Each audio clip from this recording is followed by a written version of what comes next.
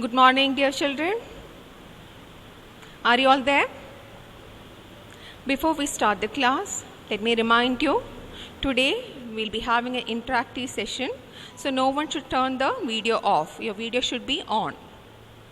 So be ready for the interactive session. It will be asking question. So what should you do now? You have to listen to the class, you have to be attentive, and the person that I point out should be in a position to mention the answers. So last day we have started a new topic. We started this topic, what do all acids and all bases have in common? It's just a recap of what we have learned last day. Then we'll proceed to the next portion. Do you remember? What did we learn last day? What do all acids and all bases have in common? We learned with the help of this activity, we actually tried to learn what happens when acids are dissolved in water. Activity 2.8 discusses what will happen when hydrochloric acid is dissolved in water. Otherwise, if sulfuric acid is dissolved in water. Try to recall. What will acids do when they come into contact with water? They start ionizing. What is ionizing? Acids will split into ions. For example, we discussed it last day. If we use hydrochloric acid, if we dissolve it in water, hydrochloric acid immediately start ionizing into what? H plus ion and Cl minus ion. Likewise, sulfuric acid, when it's dissolved in water, splits to what? Two H plus ions and SO4 minus ion. I think you remember all this. So that's why if you take such solutions, that is acidic solutions, in an electrolytic cell, the bulb will be glowing in the electrolytic cell. That shows what these solutions are able to conduct electricity. But we discussed last day, here if you are taking glucose or alcohol, here is that is glucose solutions or alcohol solutions, if it's being taken in the cell, the solution will not conduct electricity. And we learn the reason also for that. What is the reason? Glucose and alcohol, though they have hydrogen in it, they are compounds which are not able to ionize in presence of water. So solutions which have ions will conduct electricity. So why hydrochloric acid and sulfuric acid was able to conduct electricity? This because hydrochloric acid and sulfuric acid can ionize when they are brought into contact with water. Similarly, we discussed about bases. You know, metal hydroxide are usually bases. Bases also ionize in presence of water. They split into OH minus ion. And OH minus ion are responsible for the basic character of all bases. So, to deal with the heading one more time, all acids have H plus ions in common and all bases have OH minus ion in common, and compounds which can ionize, their solutions will conduct electricity, that is, they will act as electrolytes. You learned last day, acidic solutions, basic solutions and salt solutions conduct electricity. Why? Because these compounds, that is acids, bases and salts, can ionize in presence of water. Ionizing means what? Split into the respective ions, positive and negative ions, that is cations and anions. Usually distilled water will not conduct electricity because it is the purest form of water. But to make it a good conductor of electricity, what should we do? Add a pinch of common salt, sodium chloride. So when you add a pinch of sodium chloride, how water start conducting electricity? Sodium chloride is an ionic compound. It can ionize and produce what all ions? Na plus ions and Cl minus ion. We discussed all this. So if you want to make distilled water a good conductor of electricity, there are many options. You can add a few drops of acid, a few drops of bases. Otherwise you can add what? Salt to it. Water starts conducting electricity. Now we started with the next topic. We were discussing this topic before we winded the session. What happens to an acid or a base in a water solution? Otherwise they are aqueous solution. Solution that we make using water as a solvent, we call it as a what? Aqueous solution, right? So what is an aqueous solution? A solution made using water as a solvent. So here, what did we learn last day? When acid comes into contact with water and acid ionizes, I think the screen is clear to you. When you dissolve hydrochloric acid in water, can you refer to a textbook? It immediately ionizes and produces what? H plus ion and Cl minus ion. And we learned last day, H plus ion Immediately dissolve, because it cannot exist alone. The ions produced by the ionization of acids, that is the H plus ion, immediately dissolve in a molecule of water and turn into what? H3O plus. This positively charged ion, that is, it's actually H plus ion. Only thing is that now it is dissolved in water. What do you call it as? Refer the previous sentence, we call it as a hydronium ion. So if you get a question like this, it's a question usually asked for 1 mark. Which ion is common to all acids? What will be your answer? H plus ion bracket AQ, that is dissolved in water. Otherwise, you can just add up the formula of both of this and write it like what? H3O plus. So what do you mean by the term H3O plus? H3O plus is actually H plus ion only, but now it's dissolved in water. So that's why it's in the aqueous form. Similarly, we learned what will happen if bases are dissolved in water. Here you have an example of sodium hydroxide. If it's dissolved in water, bases also immediately start ionizing. Bases ionize and produce which common ion? Whichever be the base, if it's brought into contact with water, bases ionize, that is split, and produce what? OH minus ion. Sodium hydroxide, you know NaOH is sodium hydroxide. We take solid form of sodium hydroxide, we dissolve it in water, it immediately starts ionizing. It ionizes to what? Na plus ion and OH minus ion. Similarly, bases like potassium hydroxide and magnesium hydroxide, you can see them ionizing in presence of water. KOH is potassium hydroxide. If it's dissolved in water, it ionizes to potassium ion, positive ion. K plus ion is potassium ion and OH minus ion. OH minus ion is called what? Hydroxide ion. It's a uni-negative ion. Similarly, magnesium hydroxide ionize and produce what? Mg2 plus ion and 2 OH minus ion, because there are 2 OH here. Along with the formula, we'll be getting 2 hydroxide ions. So to generalize, acids are chemicals which when dissolved in water produce H plus ion. And how could you define bases? Which ions are produced when bases are dissolved in water? Bases will produce OH minus ion when it's dissolved in water. So we'll now proceed to the next portion, a new portion that we didn't discuss last day. We are going to learn about bases which are soluble in water and bases which do not dissolve in water. So we have so many bases. Most of the bases are characterized by presence of OH minus ion. You could see OH in its formula. Here the examples are potassium hydroxide, KOH, magnesium hydroxide, MgOH twice, calcium hydroxide is CaOH twice. They are all bases. And how do you identify the bases easily? By the presence of OH minus ion, that is hydroxide ions. But all bases are actually not soluble in water. Only a few of them are soluble in water. Rest of them are insoluble in water, otherwise sparingly soluble in water. So the bases which are completely soluble in water, we call them by a term. Can you see this yellow color box? We call them as what?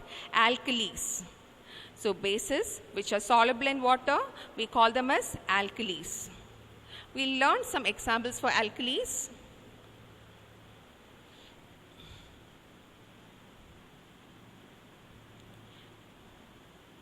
Can you note down the examples?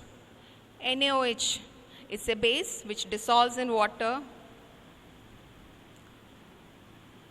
Potassium hydroxide is also a base which dissolves in water.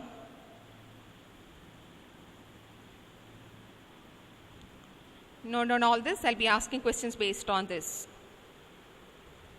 So, the 3 formulas that I have noted, which all? NaOH sodium hydroxide, KOH potassium hydroxide, CaOH twice calcium hydroxide. They are all bases. And what characteristic property do these bases have? These bases are soluble in water. Hence, we call them as what? Alkalis. So, how could you define an alkali? Go for this definition. An alkali is a base that dissolves in water. I learned earlier here, potassium hydroxide dissolves in water, right? It's completely soluble in water. The ionization process is complete. All the molecules will split into what? K plus ion and OH minus ion. So the ionization process is complete. Hence we call them, using another term also, they are strong bases. So what do you mean by the term strong bases? There are weak bases and there are strong bases. This we'll be discussing only later, but right for the time being, just for information, what are strong bases? Bases which completely ionize. For example, if you take sodium hydroxide, it completely ionizes and produces what? Na plus ions and OH minus ion in presence of water. Hence, these bases can be called as what? Alkalis. Now, water, that is the bases which are not soluble in water. For example, if you take ammonium hydroxide, it's only sparingly soluble in water. If you dissolve ammonium hydroxide, this is the formula for ammonium hydroxide, NH4OH. If you dissolve it in water, it also ionizes. It splits into NH4 plus ions and OH minus ion. But the ionization process is not complete. All the molecules present in the given solution will not be splitting. Some of them remain as NH4OH itself. They remain as molecules. Only a partial ionization takes place. A few of ammonium hydroxide molecules will ionize. All the molecules will not be able to ionize. For what type of bases? Weak bases. We call them as bases, but they are not alkali. Why? Because they are not completely ionizing. They will not be completely soluble in water. So, ammonium hydroxide is a base, but we can't call it as a alkali. But what about the examples which are mentioned here? Sodium hydroxide, potassium hydroxide, calcium hydroxide. They are completely soluble in water. If you take 10 molecules and add it to water, all the 10 molecules will be able to ionize. That's why we call them as what? Strong bases. And because they are completely soluble in water, we call them otherwise as what? Alkalis. So, to conclude, all alkalis are bases. Why? They are all metal hydroxide. These three are examples of alkali: sodium hydroxide, potassium hydroxide, calcium hydroxide. Because they have hydroxide ions, we can call them as what? Bases. And these bases, because they are soluble in water, we call them otherwise as what? Alkalis. But what about this base, ammonium hydroxide? It's not a strong base and we can't call it as an alkali. It's only sparingly soluble in water.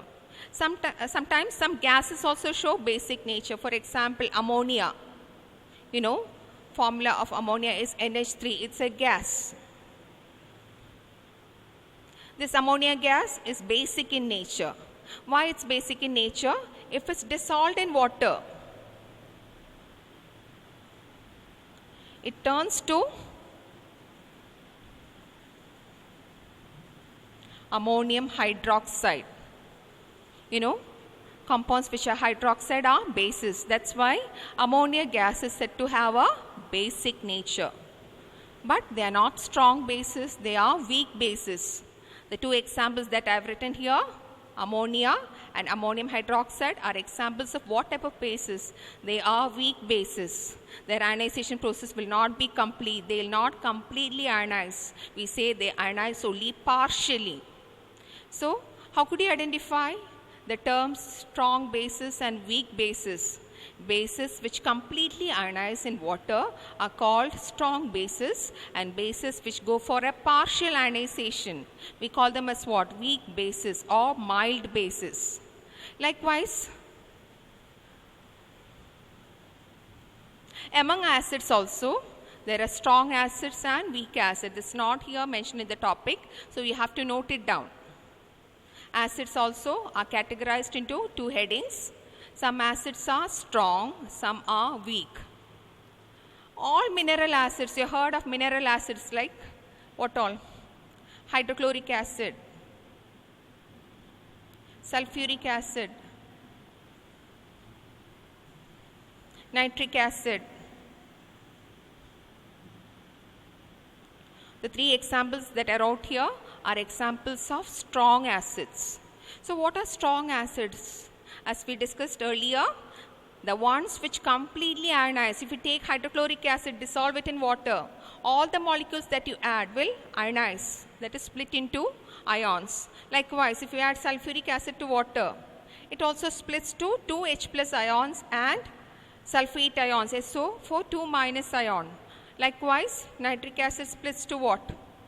H plus ion and NO3 minus ion. So all these three acids, because they completely ionize in water, we call them as what? Strong acids. So what are strong acids? Acids which are able to ionize completely in presence of water, we call them as strong acids. All mineral acids can be included under the heading. All mineral acids are strong acids. Likewise, you heard of organic acids, right? What are organic acids? Acids that are present in plants and animals. One example is acetic acid, the acid in vinegar. Otherwise, phosphoric acid, H3PO4. These two acids, they will not completely ionize in presence of water. They go for only partial ionization. If we dissolve acetic acid in water, a few of the molecule will split into what? H plus ion and acetate ion. CH3COO minus, we call them as acetate ions. But rest of the molecules will not ionize. They remain in the form of molecules itself. A few of them will not be ionizing like this, they remain in the form of molecules. Hence, we call such acids as what? Weak acids, acids which go for only a partial ionization. So, we learned about strong acids, weak acids, strong bases, weak bases, and another term, alkalis.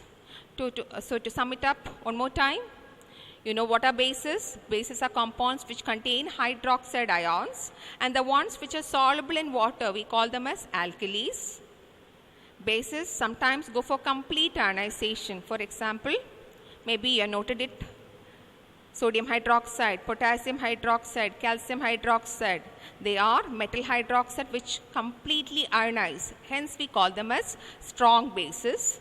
Bases which go for partial ionization. I think you wrote examples: ammonia, ammonium hydroxide.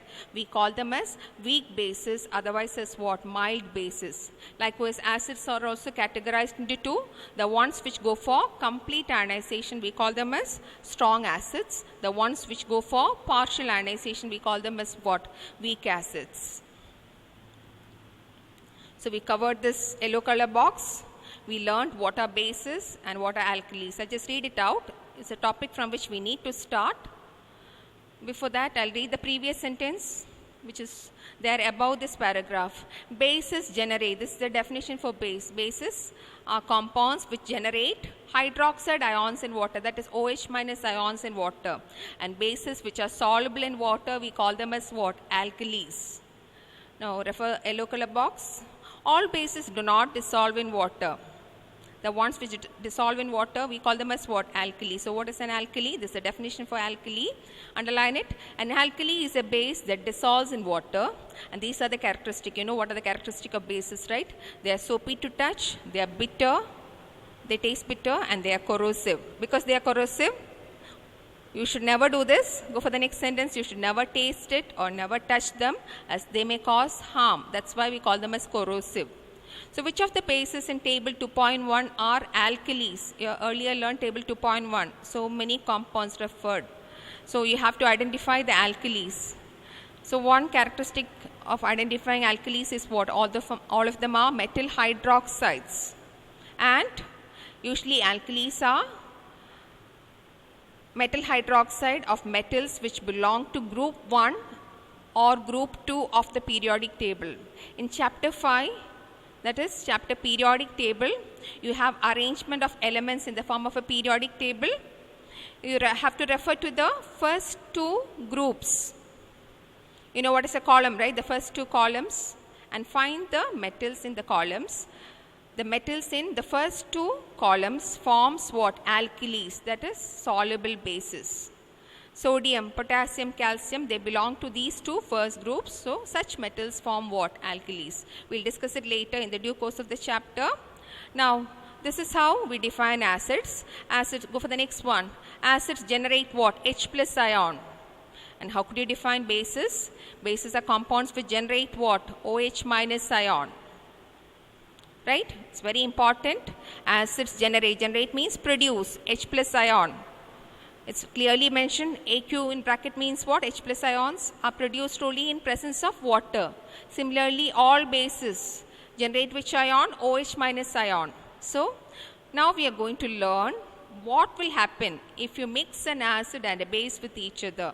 Earlier we have covered this topic. We call such a reaction as what? A neutralization reaction.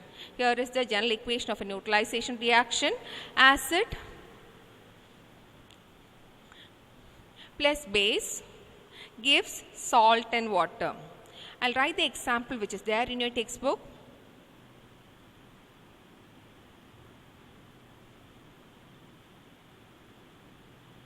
Hydrochloric acid reacting with sodium hydroxide and forming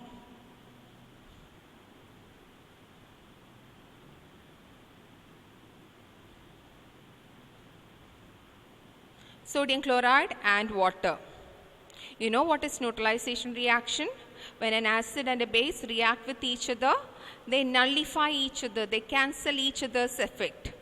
So when hydrochloric acid and sodium hydroxide combining with each other turn into a neutral substance.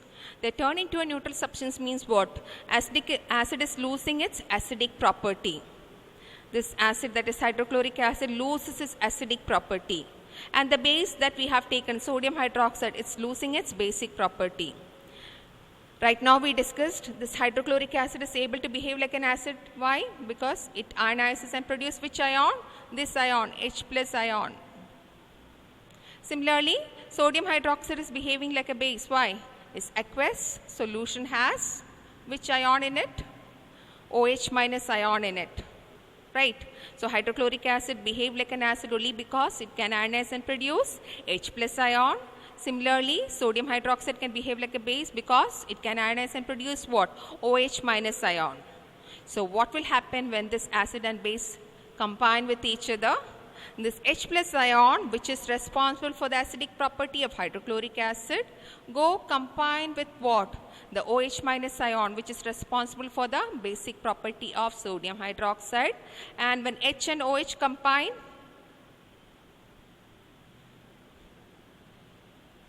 it turns to what?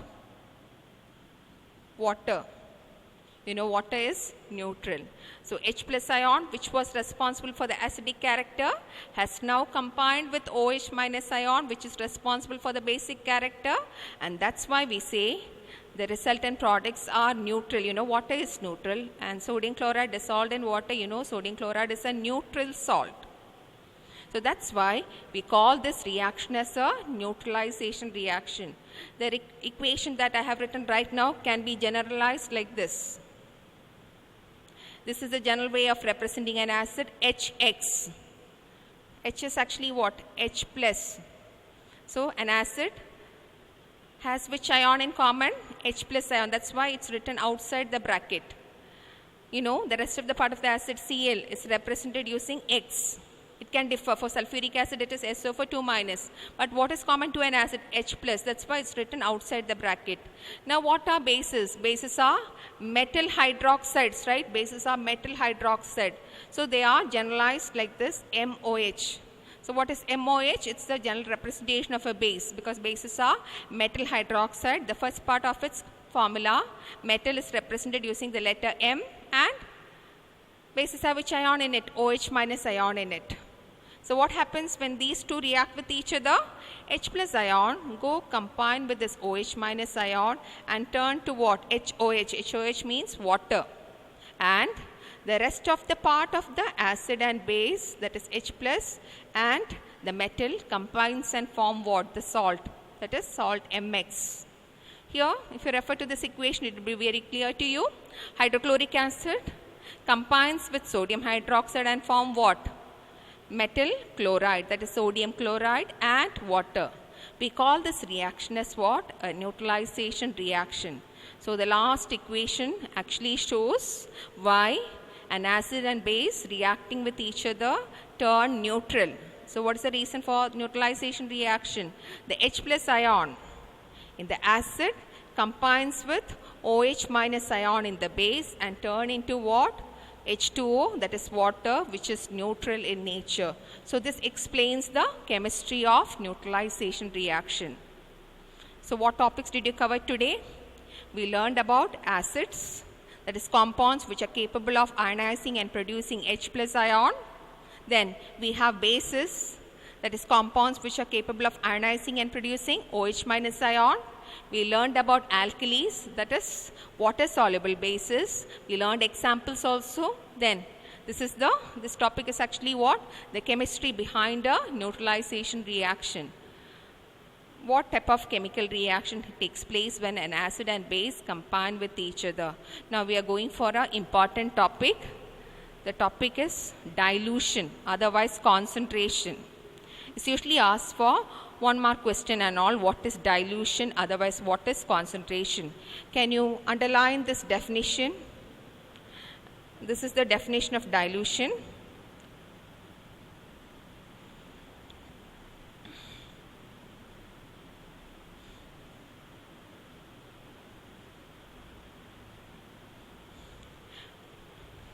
In the next exercise, you have a question based on this session. So, do underline this. What is dilution? Decrease in the concentration of ions per unit volume. We call it as dilution. So, what will be concentration? Just opposite of this. That is, increase in the concentration of these ions. These ions are the ions in acids, that is H3O plus ions. These ions are the ions in bases. If it increases, we call the process as what? Concentrating. You do this in your everyday life. You prepare lemonade. When you tasted it, you found that it's not having much, that is, it's not having sugar content. It's not sweet. What do you usually do? You add more of sugar in it so that it tastes better, right? You do this in your daily life. So, you added more of solute. Why did I use the term solute? When you prepare a lemonade, what is the solvent? Water. Likewise, another situation, when you prepare a lemonade, when you tasted it, you saw that it's actually tasting, that is more sweet. What do you usually do? You add more of water and dilute it. I used the term dilute it. So when you add more of water to lemonade, you are diluting it. So to dilute, what should you do? You have to add more of solvent. Otherwise, if the lemon juice is not sweet, what do you usually do? You add more of sugar so that it tastes more sweet, right? So when you add more of sugar, actually you're adding more of what to it? Solute to it. So if you add more of solute to a solution, you are concentrating it. If you add more of solvent to a solution, you are diluting it.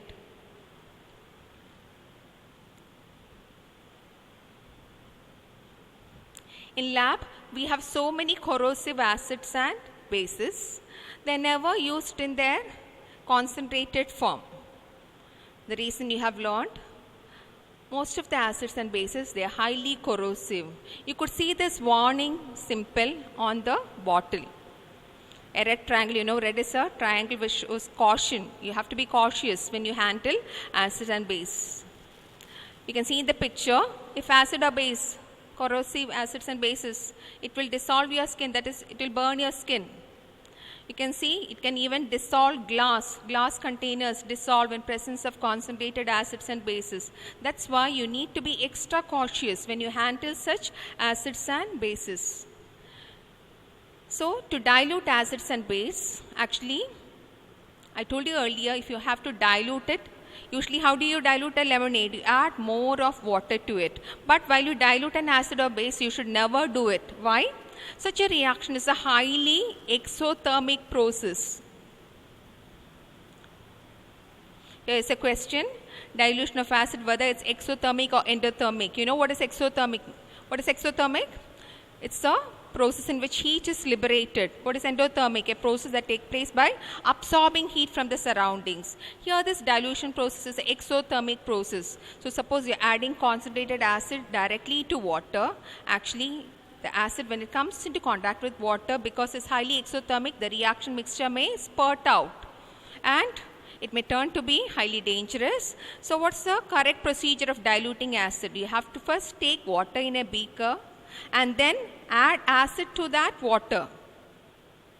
So I'll read the activity. We'll stop with this activity and then go for the interactive session. I request all of you to turn on your audio as well as video so that the interactive session will be going in a healthy way. Now activity 2.1, 2.10. I'll read it and stop, and we'll go for the interactive section.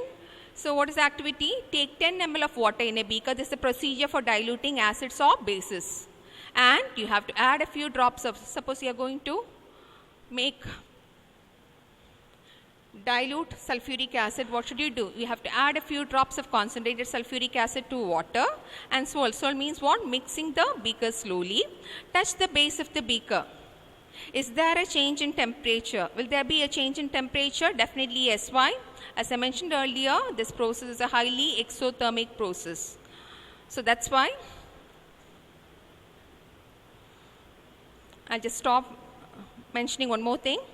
Similarly, to dilute sodium hydroxide, the procedure is what? Adding sodium hydroxide pellets. Pellets means what? Small pieces. It's solid sodium hydroxide available in the form of small spheres. You have to add it to water and then swirl the contents of the beaker.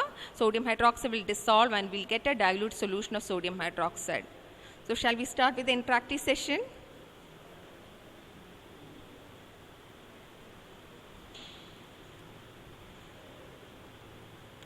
Be ready everyone and wait for your chance. And you'll be getting punishments if you're not responding.